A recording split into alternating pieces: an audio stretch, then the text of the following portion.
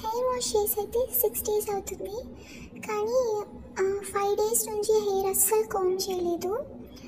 ఇలా వేసింది అలానే ఉంది. చూస్తున్నారు కదా, మొత్తం చిక్కులు పడిపోయితే ఉంది. ఎందుకని అంటే హెయిర్ అస్సలు బాగాలేదు. సో ఇలా చూసేటప్పటికి చిక్కులతో ఉంది. చేత్తో కొంచెం కొంచెం తీసుకున్నాను, దువ్వెంతో అయితే తీయకముందు ఇలా ఉందన్నమాట. అయితే నేను ఎప్పుడు హెయిర్ కోమ్ చేయకుండా ఉండను, అసలు ఒక రోజుకు మించి నేను ఉండలేను. కానీ ఇప్పుడు ఇదే ఫస్ట్ టైము. అయితే ఇలా ఉండడం వల్ల నేను అబ్జర్వ్ చేసింది ఏంటో మీతో షేర్ చేసుకుంటాను. మన హెయిర్ ఏదైతే న్యాచురల్గా ఆయిల్ని ప్రొడ్యూస్ చేస్తుందో ఆ ఆయిల్ అనేది మనం దువ్వుకోకపోవడం వల్ల మొత్తానికి స్ప్రెడ్ అవ్వదు. తర్వాత వచ్చేసి చిక్కులు విపరీతంగా పడతాయి, దానివల్ల హెయిర్ బ్రేకేజ్ అనేది అవుతుంది. అలాగే బ్లడ్ సర్క్యులేషన్ స్కాల్ప్ మీద అవ్వక హెయిర్ అనేది గ్రోత్ అవ్వదు.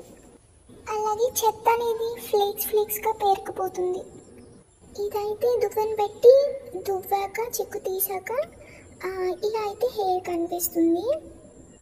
మరి అంతేకాదు, అన్ని రోజుల తర్వాత ఒకేసారిగా చిక్కు తీస్తే అప్పుడు మనకు వచ్చే తలనొప్పి భయంకరం. కాబట్టి చిక్కు తీసుకోండి. అలాగే మీకు ఒక టిప్, ఇక్కడ ఎప్పుడైనా కొన్ని రోజుల తర్వాత మీరు చిక్కు తీస్తుంటే దయచేసి ఫస్ట్ కోమ్తో తీయకండి. ఫస్ట్ చేతితో మీరు విప్పుకోవడానికి ట్రై చేయండి. ఆ తర్వాత దువ్వెంతో తీస్తే మీకు ఇంకా బాగా వస్తుంది.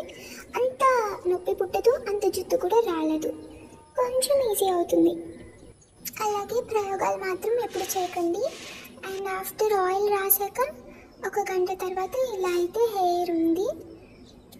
అలాగే మీరు చూస్తే ఇందాక దువ్వెనలో కూడా ఎక్కువగా జుట్టు లేదు, ఎందుకంటే ఫస్ట్ నేను చేత్తో తీసుకున్నాను. ఎప్పుడు నాకు అలవాట్లేదు, కానీ జస్ట్ ట్రై చేస్తే చేత్తో కొంచెం బాగా వచ్చింది. ఆ తర్వాత దువ్వెనతో పెడితే అంత ఎక్కువగా రాలేదు. అదనమాట. ఓకే, ఇక్కడ వరకు వీక్షించినందుకు మీ అందరికీ కృతజ్ఞతలు. Bye, thank you.